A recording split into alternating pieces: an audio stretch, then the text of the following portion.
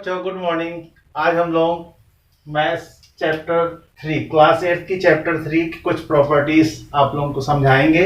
Video अच्छा लगे तो लाइक करना, शेयर करना, सब्सक्राइब करना, और यदि कुछ सम्स आपके पास हो तो कमेंट में जरूर भेजना।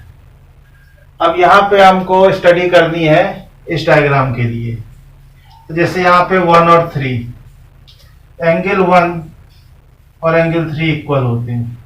ये प्रॉपर्टी आती है, प्रॉपर्टी का नाम है वर्टिकली अपोजिट एंगल, इसको हम बोलते हैं।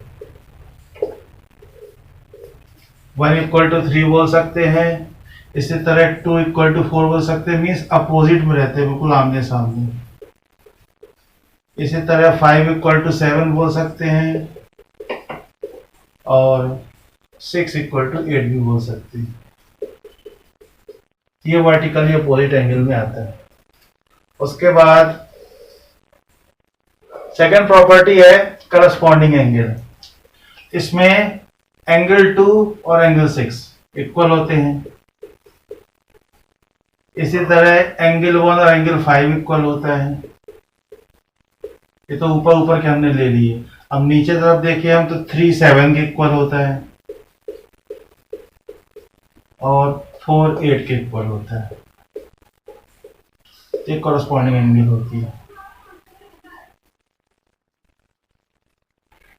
बच्चों, अब तीसरी प्रॉपर्टी देखेंगे, अल्टरनेट इंटीरियर एंगल। तो यहां पे आप देखेंगे कि जेट का शेप बन रहा है, ये ऐसा है, ऐसे जेट का शेप बन रहा है। तो जेट में ये 4 और 6 आ रहा है। अंदर वाले जो एंगल होते हैं वो हमेशा इक्वल होते हैं। ऐसे उल्टा जेट हम बनाते हैं तो 3 5 के इक्वल हो रहा है। तो ये एंगल हमेशा इक्वल होते हैं, इनको हम बोलते हैं अल्टरनेट इंटीरियर एंगल। इसी तरह अब हम फोर्थ प्रॉपर्टी देखेंगे, अल्टरनेट एक्सटीरियर एंगल। तो इसके लिए बाहर वाले एंगल लेंगे, 1 और 7। 1 और 7 इक्वल होते हैं, एंगल 1 इक्वल टू एंगल 7। ऐसे हम यहाँ से देखेंगे 2 और 8, एंगल 2 और एंगल 8 इक्वल होते हैं। ये आते हैं alternate exterior angle. Property number 5 है को इंटीरियर एंगल। तो यहाँ पे अंदर वाले एंगल लेना है, 3 और 6, इनका सम हमेशा 180 होता है। ऐसे 4 और 5 ले लेंगे, वो भी अंदर के हैं, तो इसलिए इनको हम इंटीरियर बोलते हैं। तो 4 + 5 ले लेंगे, 180। इसी तरह आता है को एक्सटीरियर एंगल। ये बहुत इंपॉर्टेंट चीजें हम बता रहे हैं, क्योंकि जब तक ये सब चीज मालूम नहीं रहेगी तो आप एंगल फाइंड नहीं कर सकते, कोई भी अननोन एंगल। तो आप एक्सटीरियर की बात करेंगे तो 2 + 7 180 लेंगे। इसी तरह 1 और 8 180 लेंगे। बाहर वाले एंगल, इनका सम हमेशा 180 होता है। अब ये लास्ट प्रॉपर्टी है लीनियर पेयर प्रॉपर्टी। लीनियर मतलब जैसे एक ही लाइन हो, एक लाइन ड्रॉ है और ये ट्रांसवर्सल है, तो इन दोनों का सम होता है 180, इसको लीनियर पेयर बोलते हैं। इसी तरह हम 3 + 4 भी 180 बोल सकते हैं। इसी तरह 5 + 6 भी 180 बोल सकते हैं। इसी तरह 7 + 8 भी 180 बोल सकते हैं। मीन्स लीनियर पेयर कब लगता है? एक स्ट्रेट लाइन होनी चाहिए, एक ट्रांसवर्सल लाइन होनी चाहिए। तो जो ट्रांसवर्सल में जो आजू बाजू जो एंगल होते हैं उनका सम हमेशा 180 होता है। अब ये क्वेश्चन नंबर 2 का पहला है, ये डायग्राम बना हुआ है ABCD। तो ABCD ये पैरेललोग्राम है। सबसे पहली चीज तो ये पैरेललोग्राम। अब पैरेललोग्राम के लिए पहले तो हमें मालूम होना चाहिए कि पैरेललोग्राम है क्या। तो उसके लिए दो लाइनें यदि पैरेलल हैं, अपोजिट वाली दो लाइनें यदि पैरेलल हैं, इधर से ले लें पैरेलल या इधर से ले लें पैरेलल। पैरेलल का साइन लगा देते हैं, एक एक एरो, मतलब ये दोनों पैरेलल हैं। और इधर का देखना है तो यहाँ 2 एरो लगा देते हैं ताकि पता चले इधर से भी पैरेलल है। ये पहली प्रॉपर्टी है कि लाइन, अपोजिट लाइन है, पैरेलल होनी चाहिए। दूसरी बात, ये जो अंदर वाले एंगल होते हैं जेड और वाई, ये को इंटीरियर होते हैं, अभी हमने प्रॉपर्टी में बताया है, तो इनका सम हमेशा 180 होता है। ऐसे यहां से ले ले हम, इन दोनों का सम 180 होता है, इन दोनों का सम भी 180 ले सकते हैं, और यहां से भी दोनों का सम 180 ले सकते हैं। मीन्स पैरेललोग्राम में अपोजिट एंगल भी इक्वल होते हैं, ये भी एक प्रॉपर्टी है। जैसे y और 100 आमने सामने, तो अपने को y की वैल्यू डायरेक्ट मिल गई, y की वैल्यू 100 आ गई, क्योंकि पैरेललोग्राम में अपोजिट एंगल हमेशा इक्वल होते हैं, अपोजिट एंगल्स आर इक्वल। तो हमको y की वैल्यू मिल गई 100। अब जब y मिल गई तो y और z 180 होता है। ये कौन सी प्रॉपर्टी है? इसको हम बोलते हैं को इंटीरियर प्रॉपर्टी, को इंटीरियर प्रॉपर्टी। तो हमको y की वैल्यू मिल गई है, z की वैल्यू हम आसानी से निकाल लेंगे। 180 को 100 से माइनस करेंगे तो 80 आएगी। y मिल गया, z मिल गया, और हमने अभी बताया कि अपोजिट एंगल हमेशा पैरेललोग्राम के इक्वल होते हैं। तो z मिल गया, तो z की वैल्यू x के इक्वल है, इसका मतलब x की वैल्यू भी 80 आ गई। अब ये क्वेश्चन नंबर 2 का सेकंड वाला डायग्राम है। तो यहाँ पे भी ये पैरेललोग्राम बना हुआ है। तो यहाँ पे भी हम देख सकते हैं ये जो 50 वाला एंगल है ठीक इसके इक्वल होगा। तो यहाँ पे कुछ लिखा नहीं था, हम 1 लिख देते, 1 लिख दिए इस एंगल का नाम। इसका मतलब एंगल 1 की वैल्यू 50 डिग्री आ गई। इसमें कौन सी प्रॉपर्टी लग गई? ऐसे हम बोले कि in parallelogram opposite angles are always equal. Angle 1 मिल गया। जब एंगल 1 मिल गया तो अपन यहाँ इसका आंसर लिख सकते हैं, क्योंकि इससे थोड़ा सा आराम हो जाता है दूसरी वैल्यू फाइंड करने के लिए। अब जैसे z आपको फाइंड करना है तो 1 + z equal to 180 by linear pair,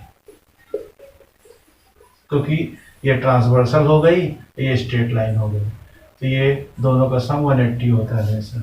यहाँ पे हम प्रॉपर्टी का नाम लिख देते हैं लीनियर पेयर।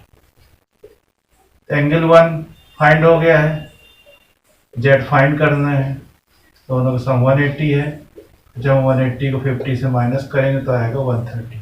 इसका मतलब z की वैल्यू यहाँ पे हम सर्कल में लिख देते हैं 130 आएगा। अब आपको फाइंड करना है x, तो यहाँ पे भी इन दोनों का सम होता है 180, एंगल 1 और एंगल x, तो उसको भी हम angle 1 + angle x equal to 180 लिख सकते हैं। ये भी पैरेललोग्राम की प्रॉपर्टी है। इसमें हम को इंटीरियर एंगल का सम हमेशा 180 होता है। यहाँ पे को इंटीरियर प्रॉपर्टी हम बोल सकते हैं। एंगल 1 है 50, x इक्वल टू 180। x की वैल्यू जब 180 को 50 से माइनस करेंगे तो 130 आएगी। और मान लो ये प्रॉपर्टी आप नहीं भी लगाते, ये एंगल करस्पॉन्डिंग से भी दिख रहे थे, एंगल x और एंगल z, तो करस्पॉन्डिंग से भी ये दोनों हमेशा इक्वल होते हैं, लेकिन हमने को इंटीरियर प्रॉपर्टी लगा के निकाल दिया आंसर। अब चौथी चीज है x और y। यहाँ पे फिर से पैरेललोग्राम में हमने बताया कि अपोजिट एंगल हमेशा इक्वल होते हैं। मीन्स एंगल x की वैल्यू आई है 130, इसका मतलब एंगल y की वैल्यू भी 130 होगी। इस तरह आपको चारों वैल्यूज मिल गई। इसका मीन्स आंसर में हम यहाँ पे लिख सकते हैं एंगल x मिल गया है 130, एंगल y मिल गया है 130, एंगल z मिल गया है 130। एंगल 1 की जरूरत थी हमको, इसलिए हमने उसको ही फाइंड कर लिया था, लेकिन फाइंड करना था x, y और z। ये इसका आंसर है। क्वेश्चन नंबर 3rd पार्ट है ये, अभी जो कर रहे थे उसका 3rd पार्ट है। उसमें डायग्राम बना हुआ है, इसमें हमें x और z की वैल्यू फाइंड करना है। तो यहाँ पे जो साइन दिख रहा है राइट एंगल का, इससे पता चल रहा है कि ये वाला एंगल 90 डिग्री है। तो हम यहाँ पे लिख देते हैं angle 1 equal to 90। Angle 1 x के इक्वल होगा, इसमें प्रॉपर्टी हम लगाएंगे vertically opposite angle. Vertically opposite angle, means हमें x की वैल्यू मिल गई 90। हम यहाँ पर लिख सकते हैं इसकी वैल्यू 90 आ गई। अब जब ये 90 मालूम है, ये 30 मालूम है, तो y की वैल्यू हम एंगल सम प्रॉपर्टी से निकाल सकते हैं। वो ट्राइंगल में यूज होती है, इसका नाम देते हैं हम E। ट्राइंगल ले लेते हैं DCE।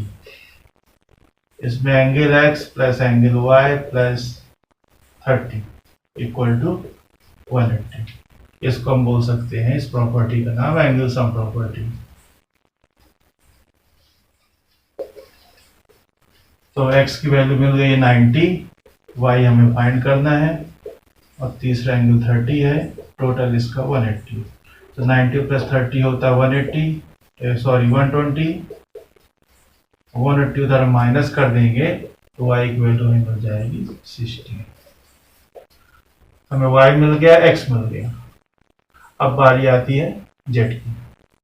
तो z की जो वैल्यू है, अब ये दोनों पैरेलल है, तो एक तरीके से ये स्क्वायर है, स्क्वायर में अपोजिट साइड पैरेलल होती है। इसका मतलब ये एंगल और ये एंगल अल्टरनेट एंगल में आ रहे हैं, वो भी अल्टरनेट इंटीरियर एंगल। डायग्राम थोड़ा सा घुमा हुआ है, इसको अपन सीधे यदि बनाते तो उसमें आपको समझ में आता। ये एंगल और ये एंगल अल्टरनेट इंटीरियर एंगल होते हैं, तो बोल सकते हैं कि एंगल y और एंगल z इक्वल है। तो उसको हम ऊपर लिखते हैं, अभी स्पेस नहीं है तो ऊपर लिख देते हैं।